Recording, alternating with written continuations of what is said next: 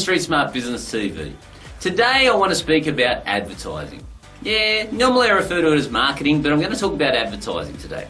And why am I doing that? Well, because generally there's two camps when it comes to advertising. You've got one camp that believes in image advertising, and you've got another camp that believes in emotional direct response.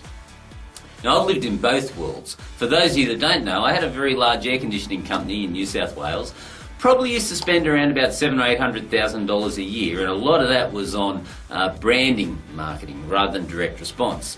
And until I saw the light, I thought I was doing pretty well. It was great for my ego. I was sponsoring Rosehill Race Course, you know, all these sorts of things, see my name up there. But I've got to ask you the question, just seeing my name up there in lights, does that get me more money?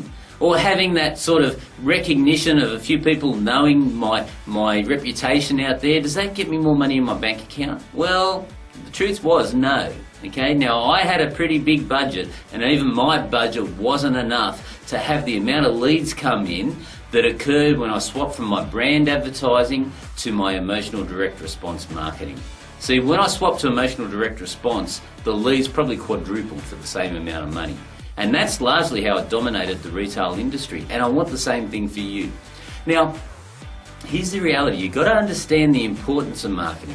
See, marketing influences the marketplace. All right? Now, I know you're aware of this, but I've got to state the blooming obvious for you. Let me give you an example. You see, going back to my era, remember when VCRs first came out? You had the Beta and you had the VHS. Now, do you remember which one was better? Well, Beta had a far better picture than the VHS.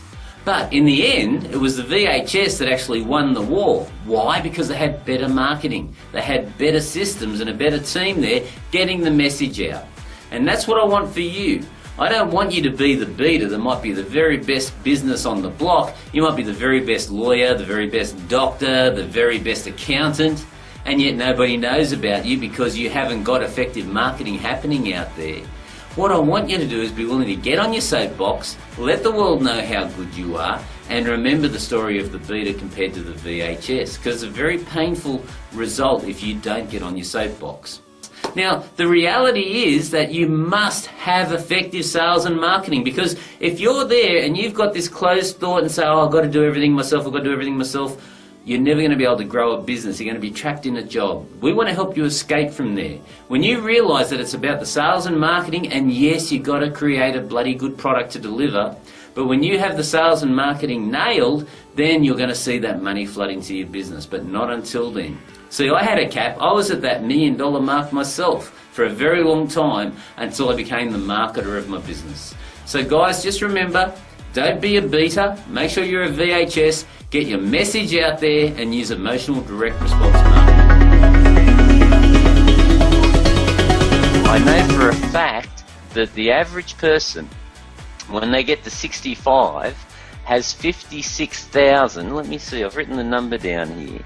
It is $55,873 in assets. That's it.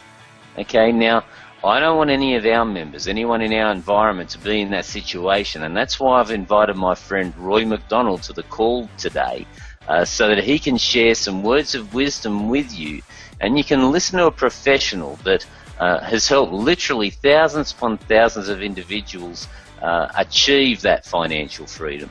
And hopefully tonight you're going to be wiser and more prepared, so that you won't be one of these individuals with $55,873 in your pocket. So, Roy, are you there? I'd like to welcome you to the call.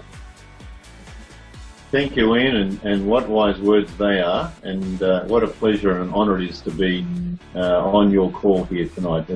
Now, look, you are a master. You make money from just about anything you touch. I'll call you Midas if I'm not too careful in the reality of, I mean, you deal in the markets and you trade, you deal in property, you got an accounting firm, you're bricks and mortar. I can't remember your annual turnover in your company. What was it, Roy? Do you mind just sharing that with me again? We've got 69 companies and we turn over about 35 million. It does vary every year, but we're in that area.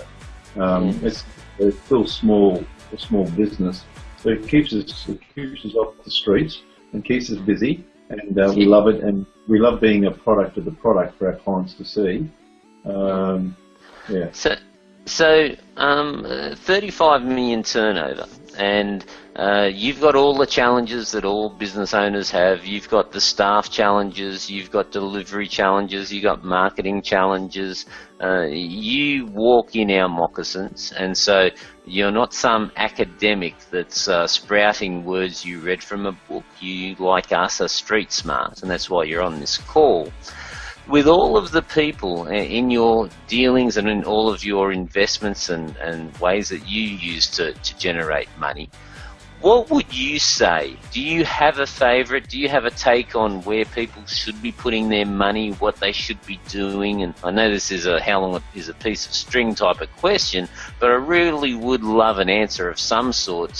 From many individuals that I know maybe have some payouts that they're getting. So many people are being laid off from work. If any of you are listening, I do sincerely feel for you.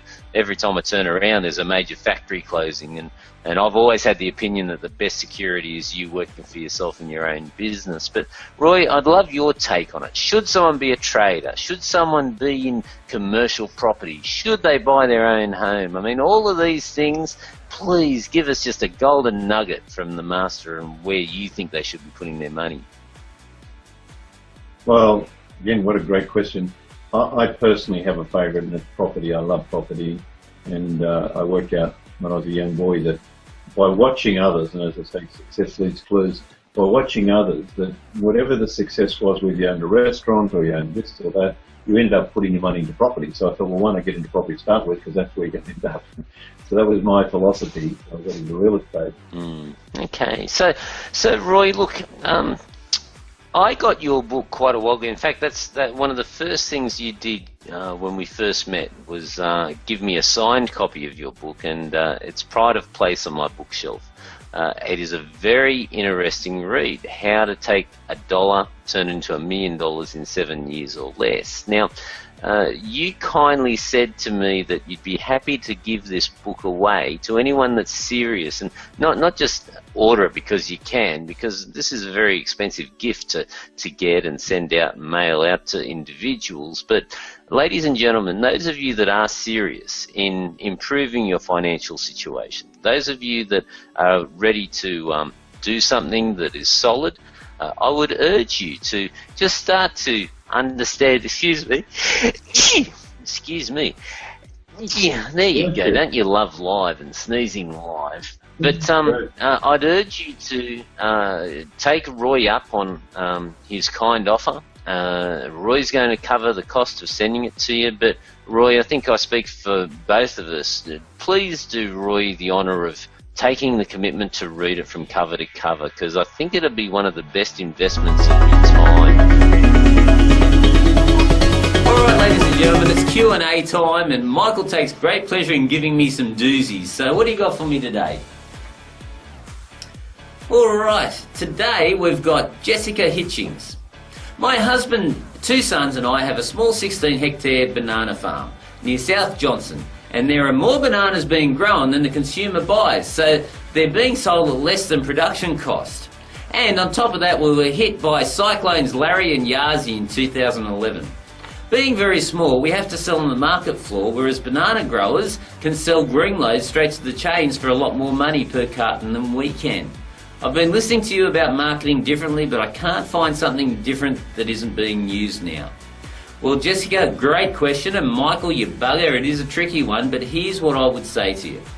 Firstly, innovation is key. Work out how you can innovate your product and turn it into something else that your competitors aren't doing. Perhaps into, say, banana baby food. Would that work for you? Or, and this is very serious, Jessica, you've got to make sure if you're not making a profit each month, you don't go deeper and deeper into debt. So you've got to work out where the line is and then draw a line in the sand so that you don't get yourself into deeper challenges. So see what you can do, try to innovate, and if not, work out where that line is and make sure you don't cross it. Until next time, bye for now.